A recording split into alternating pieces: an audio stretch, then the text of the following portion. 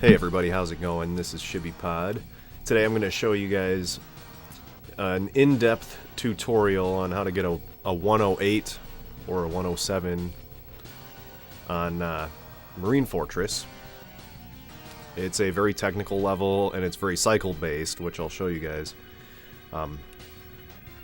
A lot of people's main complaint with this course is that they don't understand how to dive under the wall, or they get it but they feel like they get lucky. They didn't really know how they did it. And you can ask yourself that when I got my dive on Marine Fortress, if I ever got one, did I get lucky or do I really know why I got the dive? And I'm going to show you guys how to recognize when you're going to be able to dive, when you're not going to be able to dive, and how to change not being able to dive into being able to dive with actually a really simple technique. The first thing, before I can even start this tutorial, I need to show you how the dive is working, like what's going on. And that's pretty simple. I'm playing right now. I'm going to show another player's video and analyze that and show you how they were able to achieve the 108. But first things first, let's just go with Dave Mariner in time trial to Marine Fortress. We'll just go into Marine Fortress hard, because that is the difficulty I'm going to be focusing on today. So right now, I'm just going to go over to where the dive happens. Do I have music on? I do not. Let's turn music on for the sake of entertainment. Actually, we recently discovered that in RTA, if you have music on, it's actually a little bit slower. So, I just turned the music on. Whoops, I just went back into the menu. So again, let's go into time trial with Mariner, this guy. I named him D to reduce lag. I just have A, B, C, and D right now. I'm trying everything I can to reduce lag in championship mode. But anyway, let's go to time trial Marine Fortress. I timed it out. I'll explain the difference between the cycles in championship mode and in time trial during this video also, because I think it is really important to at least know. I've got my input viewer on also, because I think that's really helpful to people trying to learn this. So right now I'm just going to show you guys this wave pattern and hopefully stay in bounds. Okay. Let's look at this big wave. See this big one that cycles? Now it regenerates every 5 seconds. You need this wave in order to get under the wall, to get under that wall. Now, how do you use the wave? Well, there's like two really important parts of this wave other than the cycle, like the form of the wave. There's that deep part of the wave where it like it concaves way low. Do you see that right there? It's just crossing me. And then the back half of the wave is like tall. It actually goes up higher than the water level, this like the standard water level. And the dip goes down further than the standard water level of Marine Fortress. So what you want to be able to do is use the back of the wave to get a little bit of height, and use it to dive with the game's dive mechanic, down, up, and you hold up. Well, he's handstanding because I'm not on the gas right now. But if you do down, up while you're crossing that wave, and you have to be crossing the wave to get deep enough, and dive into the lowest part of the wave, it will actually let you go lower than if you're able to just do a dive without the assistance of this wave. So how do you make it so that you line up with that wave? You need to line up with that wave, and it only happens every 5 seconds. It's a cycle 5 seconds long. It's a really long cycle, so if you miss it, 5 seconds in any game is a reset. Any game especially that's this optimized. So you really don't want to miss out on a dive opportunity when it comes. Well, there's a big problem in championship mode, and that problem is that Here, let me explain. Look at how fast this is to reset this level. When I start this level, when I start this course, from the time it starts to the time I have to hit A for max power. Well, that was a miss, but I've actually timed these out. This is 2.4 seconds. It's like between 2.4 and 2.5. I wasn't using the hundredths, I was just using tenths. From the time the level loads, the course loads, until you have to push A to get max power. Now, watch this. And that's the same on every course. I did test it across a bunch of different courses. Now let's go into a championship with Dave and just count from the moment that the course is loaded until you have to hit max power. It's not actually loaded yet. Now it's loaded. 2, 3, 4, 5, 6. It's actually slightly more. It's like 6.0 to 6.1 seconds from the time that the course is loaded until the time that you gain control of your character. Same on Marine Fortress. I've timed it on each IL in championship mode and each IL in time trial. It's like 2.45 to 6.05. That's the difference in time between a level being loaded and you gaining control from championship mode to time trial. It's about 3.5 seconds, 3.6 seconds, give or take, different between championship and time trial. And another big complaint I always hear about Marine Fortress is coming from the RTA players, the championship mode players. They're saying there's no good way to practice the cycle for the dive in Marine Fortress in time trial. It's just not available because the time trial cycle is a little bit different. It's earlier. Well, I mean, that's a fine argument, but that's also a lazy one because there's a very easy way to practice the championship mode cycle on Marine Fortress.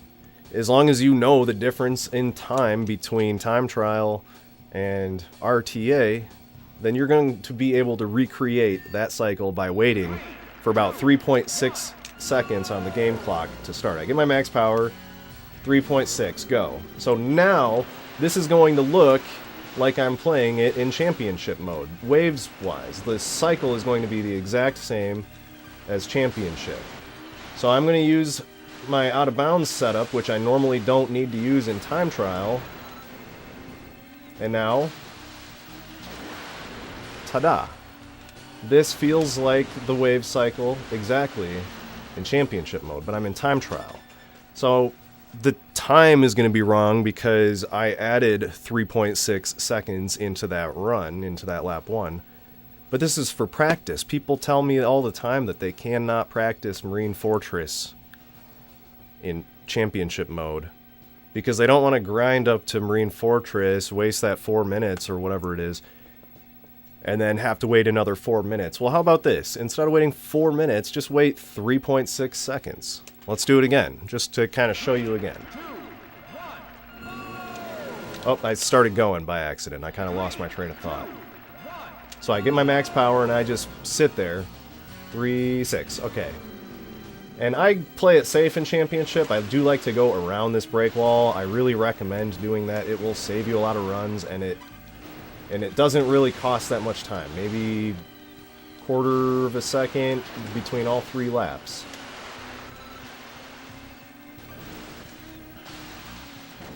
See? It's just like championship mode. Now, normally in time trial, this is what it would look like in time trial normally. You don't have to go out of bounds and do that setup, which I will explain that out of bounds setup in this tutorial as well. But normally, it just looks like this in time trial, where you don't need that out of bounds setup, because we're about like 5 seconds earlier between that 3.6 seconds that I'm waiting at the beginning and the time it takes to go out of bounds and come back in bounds. We're talking a combination of about 5 seconds, which is the time between the first cycle of the wave and the second cycle of the wave that you can reach. So that's my best explanation of the dive. Now it happens every 5 seconds throughout the entirety of the timer. So you gotta, on normal mode on Marine Fortress, you've got to figure out what times you're going to be able to hit that dive on like laps 2 and on 3. But there's a real easy way to recreate a championship mode feel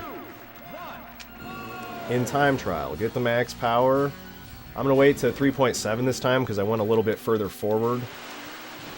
And now I'm going to practice this just like it's just like it's championship hard.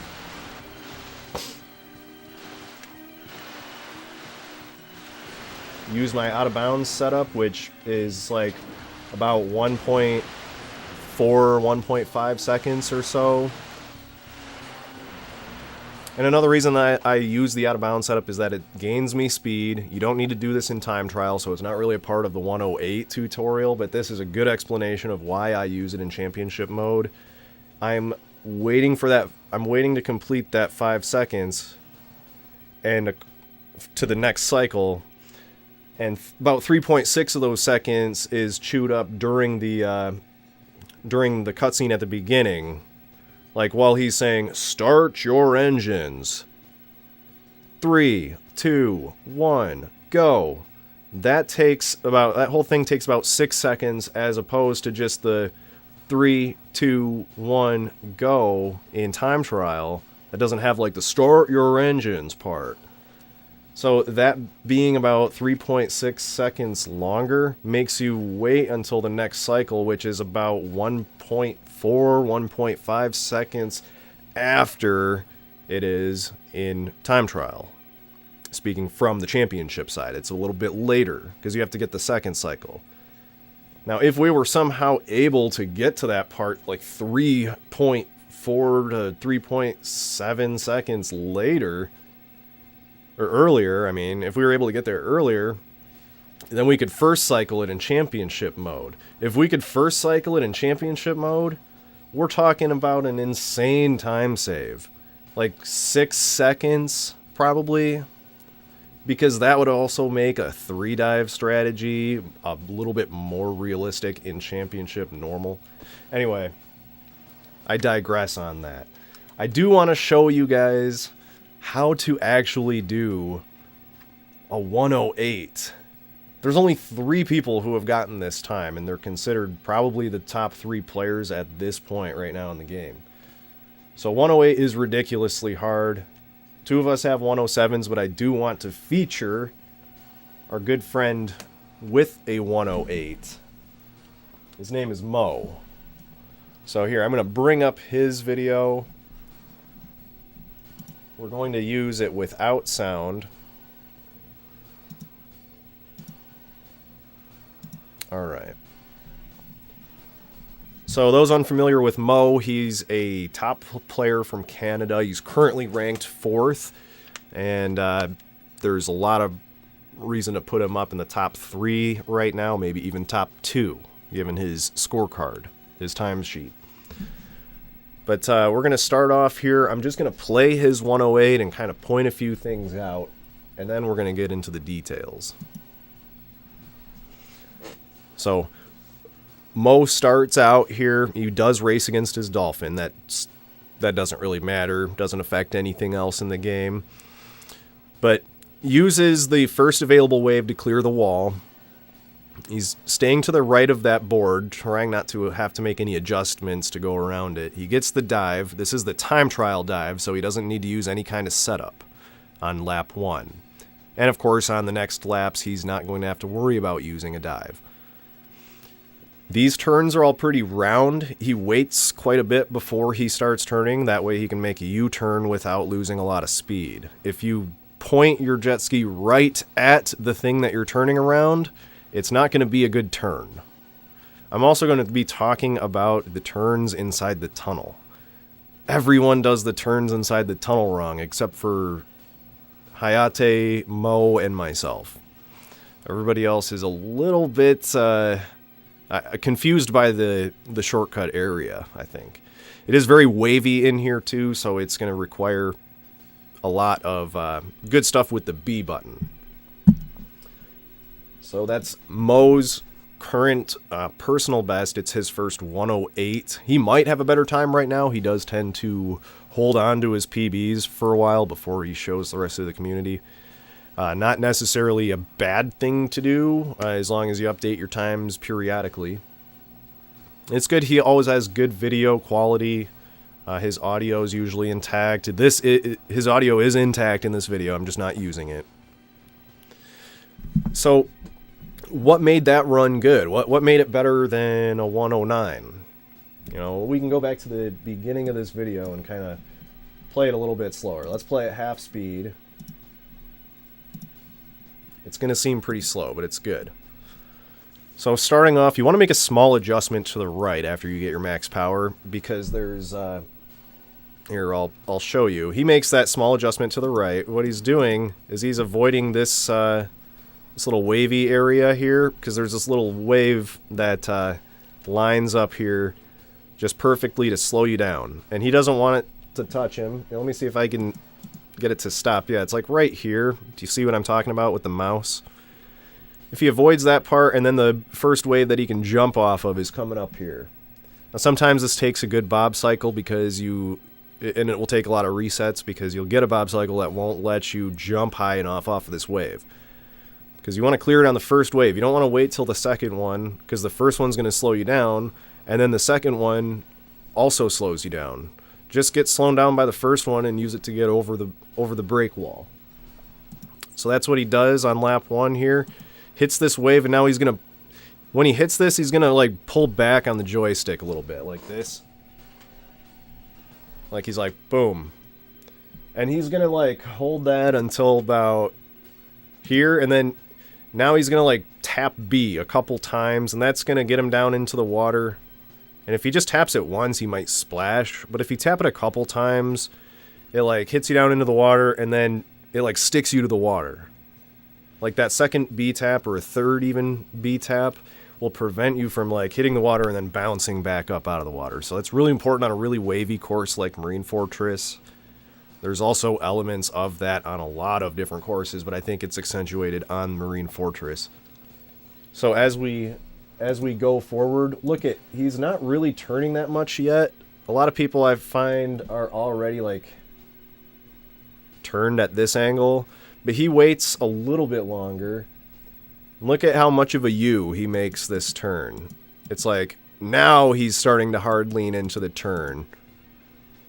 And the turn peaks here, and he's going to start straightening out here, but he wants to line up with this yellow buoy. A little bit to the left of the yellow buoy, but he needs to go toward it. So he's going toward it, and now he's going to even out and start turning left. He likes to, and it's a really good idea in order to keep as much speed as you can through this part, to make your turns really gradual and just kind of bow. And with Jetter, you need to like kind of edge it just a little bit. I've got my input viewer down there on the bottom left. Just edge it a little bit to the left around this red buoy up here. So he's going to start now, and he's combating this wave too. Actually, I've found that if you're in this position with this wave, it's good to actually turn a little harder than you think you need to. Like make it seem like you're going to fly into that red buoy, because the wave's going to draw you to the right a little bit. So it's going to actually help you avoid that red buoy and still stay really close to it. Now with trial and error, you're probably going to mess this up a lot. This part. With this wave, when you get a perfect first turn and you end up really fast and you end up against this wave. If you're slower, this wave, you'll see it already finishing up before you get to it. But if you're fast to this part, this wave might end up being a problem for you, and that's a good way to kind of get around it. Turn a little bit early, and turn so that it kind of looks like you're going to hit this red buoy, and then just count on this wave kind of pulling you away from it a little bit. So here, we'll go back to here. This is the jump over the break wall. He makes it over. He doesn't splash around a whole lot. And now he's going to hard turn a little bit. See how far away from that first wall he is when he's making that right turn? That's because he wants it to be really round, because he wants a lot of speed going into the next part. And he still cuts it really close to the wall. Just because he starts the turn really far away from the wall does not mean that that turn was far away from the wall. It means that the turn was started far away from the wall, and he got super close to it, and that allowed him to keep an angle where he would keep most of his speed. The next part, he comes around here towards that yellow buoy, and then he starts to turn, getting pulled by this wave a little bit away from this red buoy. And the reason it feels like you're getting pulled is because you go airborne a little bit there. So although your jet ski is turned a little bit, you're a little airborne, so you're just still going straight, and therefore you avoid that yellow buoy. This part's tricky. There's a really particular path the game wants you to take here through this section because there's a bunch of stuff on this side. There's the board up here, and we always say respect the board. There's this board in the water about right up here, and it's always a problem. There's going to be waves going through this section.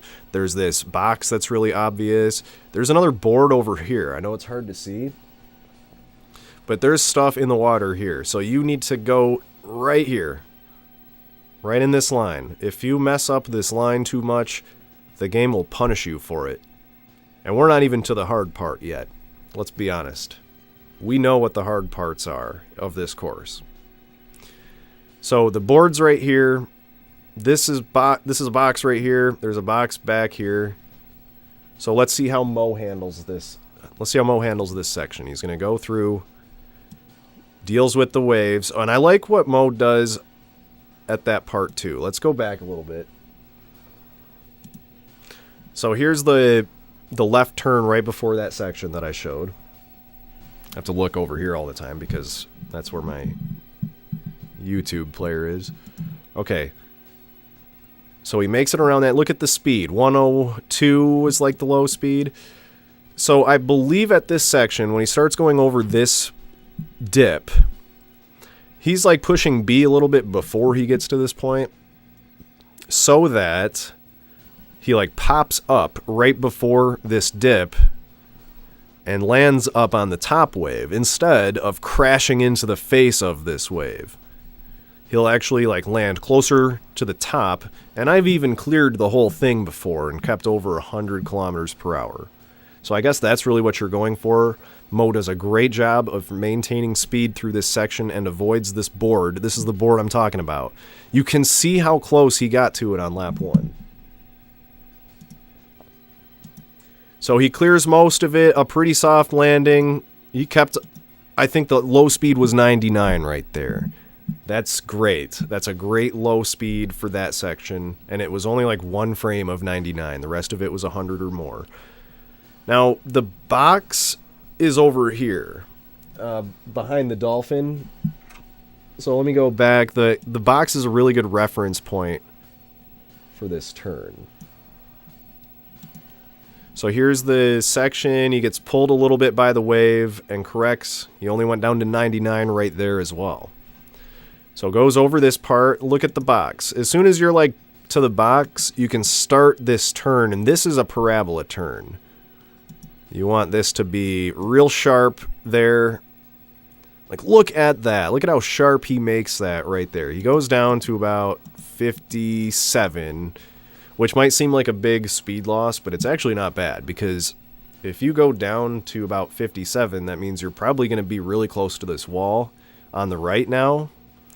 See where this is the wall I'm talking about on the right, and this is the dive setup. So it's really good to be close to this wall because this wave is angled in such a way that the wave is closer to the wall towards the right of the door.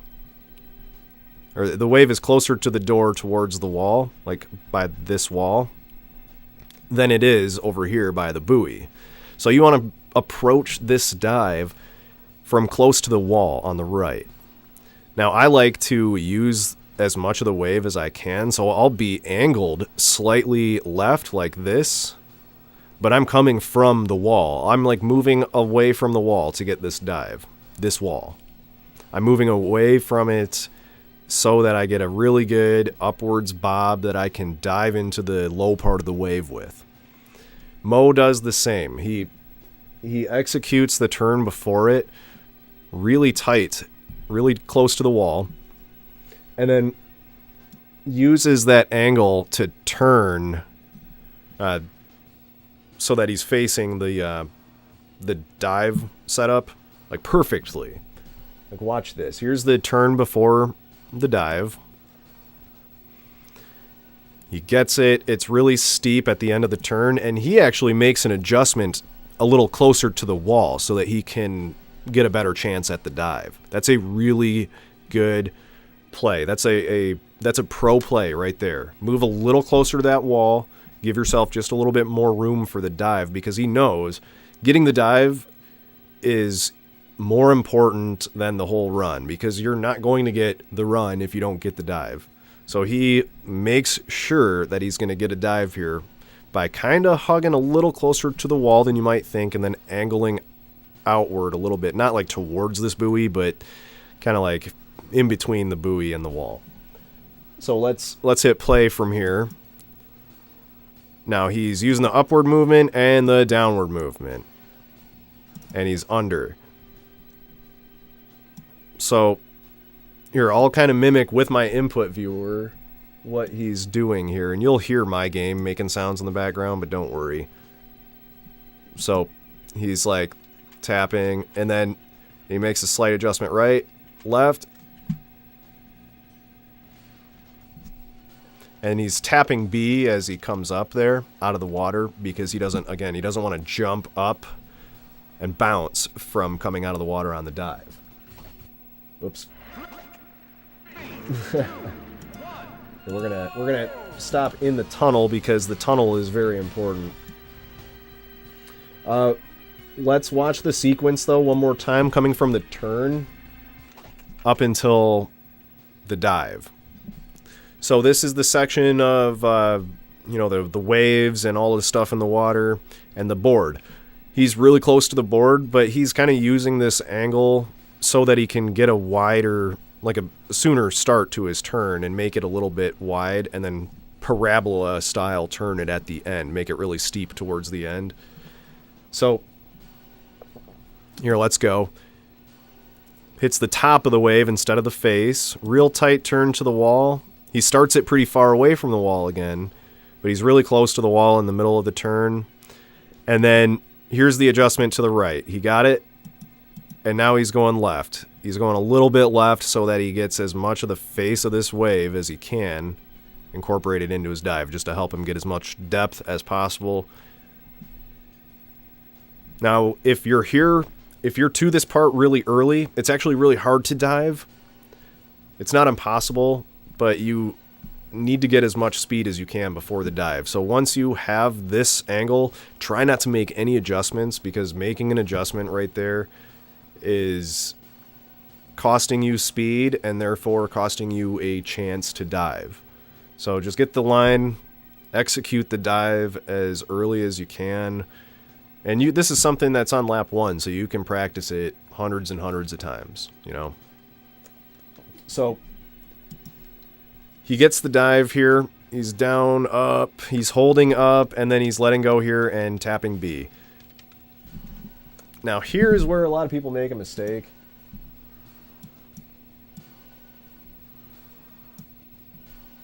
So this is where a lot of people make a mistake. They get into the tunnel and they want to like hug the right here. Now, first of all, in hard mode, there's no box here. That's only on expert and reverse. Now, I've gotten stuck on the box. Gilly's gotten stuck on the box in RTA runs. This is time trial right now. So, of course, we're in hard mode. There's no box. I want you guys to hug this left wall here. Like from this angle that you come out of the water, there's one part of the wall that you need to like get around. And that's this corner of this wall that's coming up. And there's another little corner behind it. So don't turn too sharp around this corner.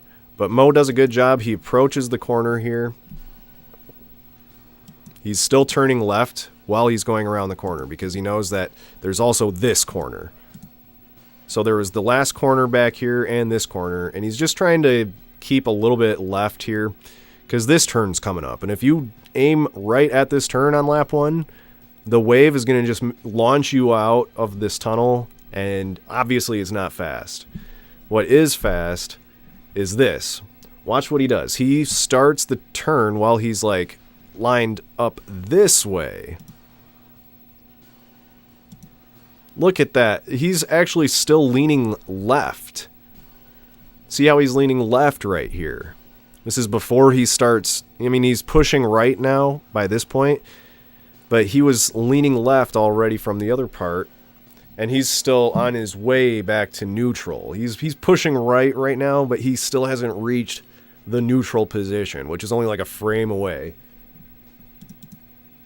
Whoops. So now he's going right, and here's the wave I'm talking about. This wave that's generating right now, if you're approaching from here, you're going to launch off of it, and you're going the wrong way. You're going away from the away from the starting line. So Mo chooses instead a wider turn, starting from further to the left, so that the wave just goes by, and he kind of like rides up the side of it harmlessly. So it doesn't launch him away, it just kind of feeds him into the correct direction instead. Now this is a tough one to achieve. I mean, you'll watch my streams and you'll see me miss this constantly. It's not an easy thing. But watch. If you start your turn right about here and try to do kind of like a U-style turn where the ending is very close to the... Here, I'll make a little mouse diagram. Let's pretend this is two-dimensional and I'm looking at it from above. So, like this wall, instead of going like a parabola towards the wall and turning like that, you can go around here and then make it the sharp part so that you're now riding parallel to the wall after the turn instead of making it super sharp and launching off of that wave. Now, keep in mind, lap 2, with this pace, lap 2, you can use a straight-on parabola turn because that wave is going to be in between cycles. So it's not going to be as much of a threat if you're on a 108 pace. Actually, a low 108 pace, same with lap 3. But a slow 108 pace, like a 108.9, you're going to want to use this turn on laps 1 and on lap 1 and on lap 3. Lap 2, balls to the wall, baby. Lap 2, go straight up to that turn and make it a hard right turn. And be mashing B, of course. But we'll get to that part. Laps 2 and 3 aren't going to take quite as long as lap 1. Lap 1 is really the tough one to explain on Marine Fortress because I got to go through the dive. I got to get through like the setup with the next to the wall and avoiding the board. And that's all stuff that we talk about in lap 1. Oh, you know what? I've got to take this call. One moment.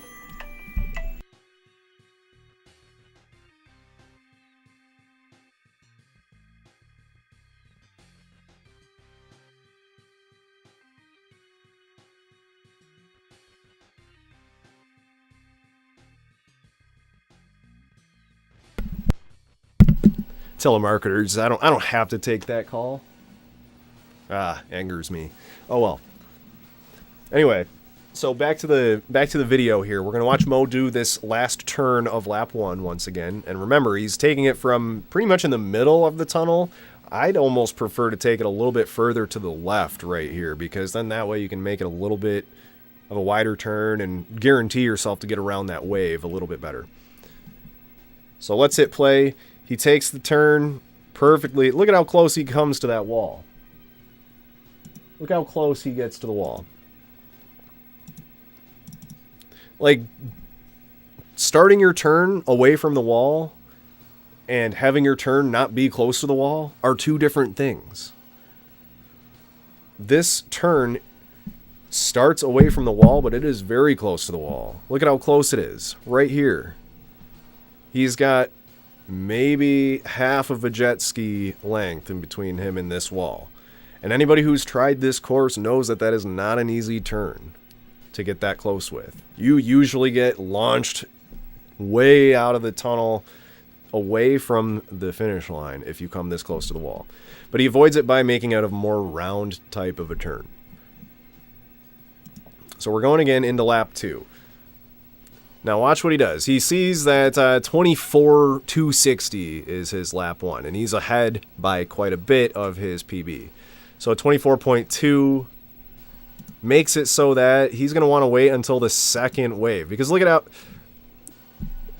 at how small the first wave is. And in his PB, before this one, I bet you he used the first wave, but now he's more than a quarter of a second ahead of where he was on his PB. So on this one, he lets the dissipated wave pass right here, and then he uses the closer one to jump. So he jumps over, he pushes back on the joystick again to get a little bit of height over this break wall. But now when he's landing, there's this huge wave that's coming up here. It's generating right left of him, so that's why he is right where he is. Because he knows that at about 24.260, like when he clears the break wall, there's going to be a big wave generating on the other side of it. But it doesn't go all the way to the right. So he knows that, so he's using this small area to avoid splashing against this huge wave, because it's going to affect his ability to turn around this wall too. So again, we're coming up to this. He's waiting a lot to turn, like he's not going towards the wall yet. Now he is starting to turn towards the wall. Look at the gap before he turns. That looks like 12 feet, you know? But it's actually a really close, maybe like one jet ski in between him and the wall right there. Turn. Of course, you can make it even more balls to the wall. Where do you think 107 comes from? But here he is. He's still ahead of the Dolphin. He's turning again towards this yellow buoy. And this one's interesting because we've got this wave that's generating at a different location than it was on lap 1, because he's at a different part of the cycle. So he can make this turn round, only drops to 108.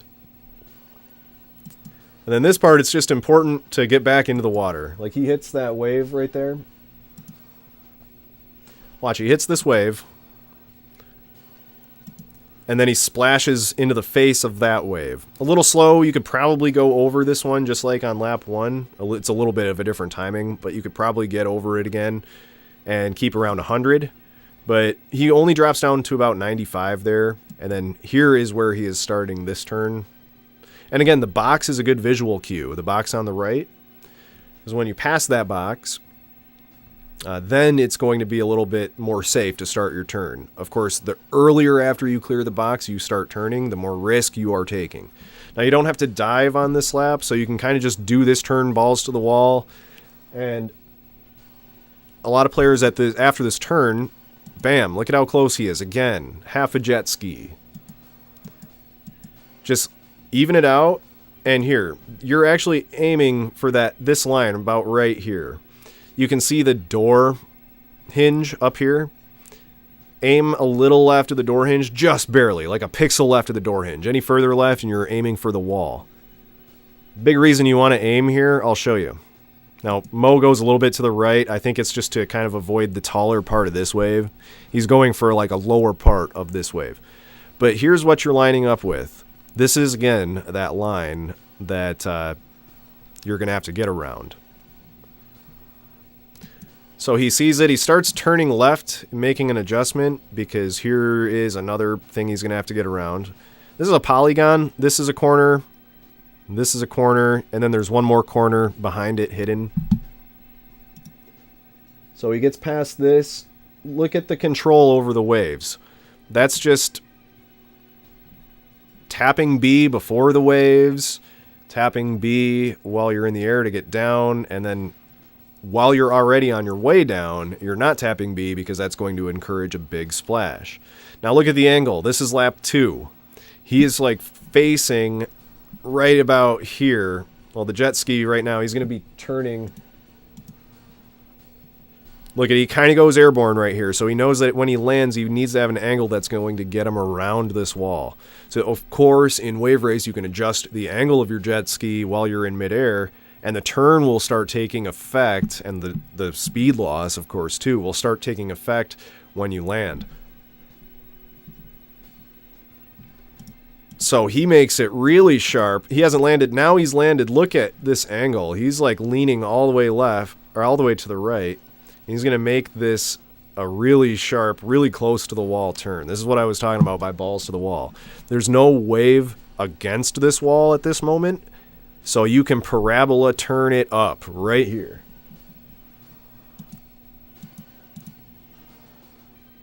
And he kind of goes for a U-style turn on this one. Another thing that will help him get to 107 would be making that more of a parabola instead of a U. You can kind of see where time is lost, where time is gained on most players when you've seen thousands of Marine Fortress 108s. Anyway, here we go. So, lap 3. He's not as far ahead of his PB, so he's actually a little bit more familiar with this wave cycle at this point, and he knows, look at this wave. This is the first wave. He might be able to wait for the second one. If he does, he would risk crashing into the break wall first. So when he sees a wave this big, he doesn't shy away. He's going to take this first wave opportunity over the wall. And oh, as I say that, we watch him take the second wave over the wall. Maybe if it was a little bit faster, like if he was still minus 0.3, then he would actually be forced to take that first wave. But he does opt for the second wave in this one. And actually, look, he doesn't lose much speed.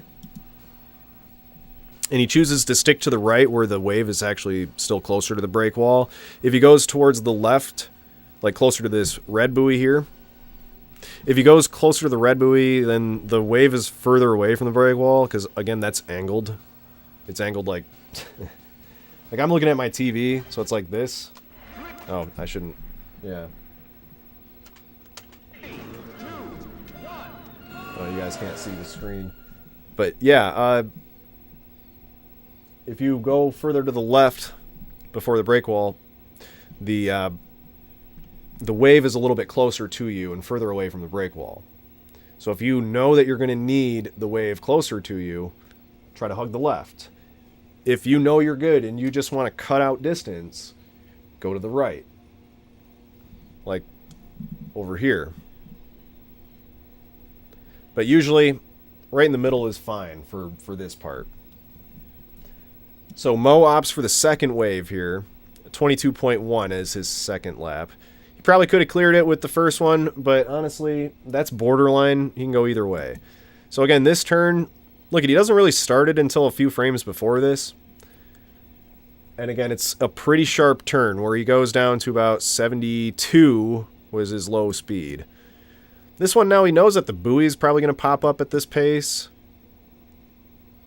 It does a little bit, or he kind of sneaks under it. So he goes more, takes more of a direct line on lap 3 than like the Boeing turn at this part. But he gets here, we're just trying to get back into the water after this wave. So be like mashing B, push forward just slightly like this. Not a lot though, because you don't want to dive. You just need to level out your ski.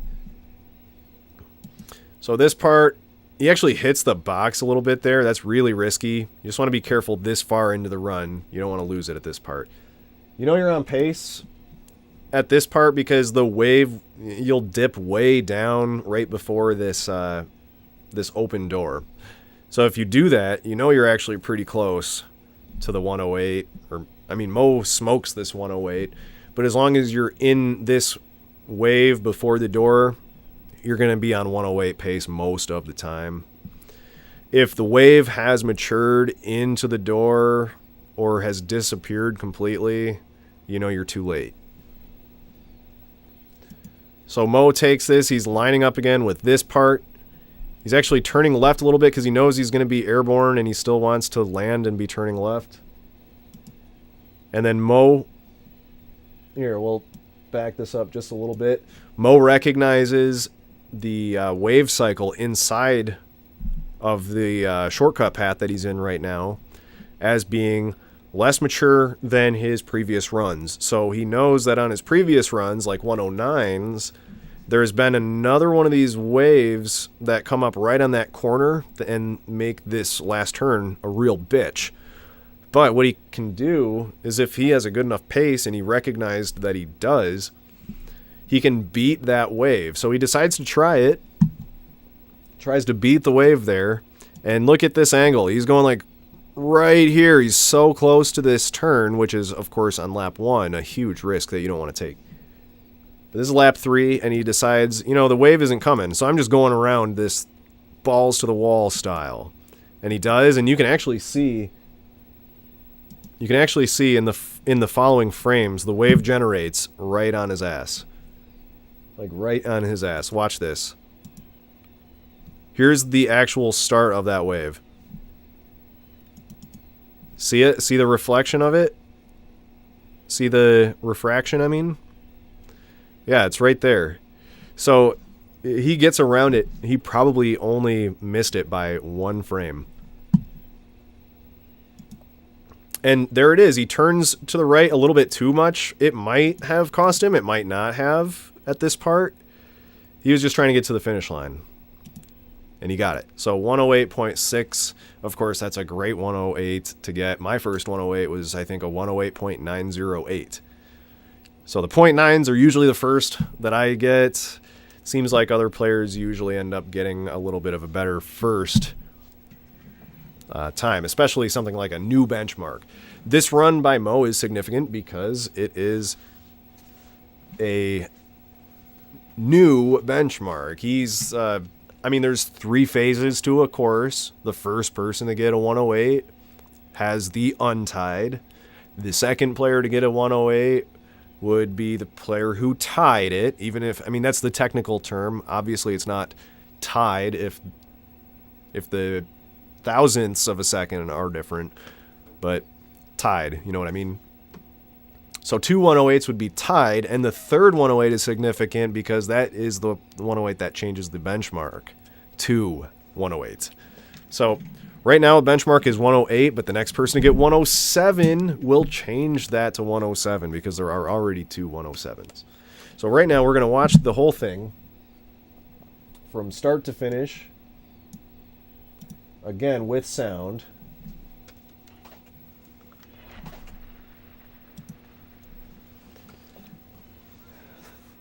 Oh, and it's in 0.5 speed. Let's fix that. All right. So Mo starts off with a slight right adjustment, makes this jump, and then kind of waits out the first turn. Not too soon. Uses this wave to actually help him get around the buoy. Clears that gap, if at all possible. Sets up for the dive pretty close to that right wall so that he can get a good angle into there. First turn, or the last turn, I mean, is pretty wide, but not far away from the wall. Difference between wide turn and turn that is close to the wall, it starts out pretty far away. There's no dive on lap 2. Just kind of line up to make few adjustments, not many. Kind of be a little bit more balls to the wall on that turn. If your pace is really, really good, you can take that first wave over the break wall in the first lap. Try not to hit the box. He's okay. Makes that third turn there pretty close to the wall, but it definitely starts it further away. And then, of course, lap 3, he's able to beat that wave. In a lot of cases, you will not be able to beat that wave around the last turn. So I do recommend new players take that last turn kind of wide like you did on lap 1 at about this pace. Just to play it safe, it's still going to be a 108. If you haven't gotten a 108 yet, you definitely want that more guaranteed. Again, remember, too, for those of you who... Here, I'm going to... So for those of you who want to get a 108, do it in time trial, play it with Miles Jetter, play with the recommended settings that are on speedrun.com/WR64. And definitely learn that 5-second cycle. Learn that 3.6-ish difference, second difference between time trial and championship mode, so that at the beginning of, if you want to practice championship mode Marine Fortress, just go into time trial, get a max power right away at the beginning of the timer, and I mean frame perfect, just hit A for the max power and let go so that your guy doesn't even move, and then wait until the timer, the in-game timer, says 3.6, and then go and practice it like it's Marine Fortress Championship. That's the best advice I've ever given. Guaranteed. So, that's about it for the Marine Fortress 108 tutorial. I'm excited to announce the Port Blue 118 tutorial coming up next week. I have already spent about 2 hours making some notes and preparing for it. So I really hope that it's something that helps you guys out. I know that we saw Analog playing not Marine Fortress, but Port Blue just the other day. So good stuff. So, or just today, I mean, just this morning. But Marine Fortress is a level that I challenged everybody on this week as well. So to help you guys get more than one dive in Marine Fortress normal, hopefully this video helps. 5 seconds between dives. And they happen about this time in time trial, like between 18 and 19 seconds, between 23 and 24 seconds, between 29 and 30 seconds, or 38 and 39 seconds. You get the point. So it's like every 5 seconds on the clock, you've got an opportunity to dive if you're there for it. So anyway, thank you so much for watching the Marine Fortress 108 tutorial, and I hope you tune in for the next one, the Port Blue 118 tutorial. Have a great day, guys.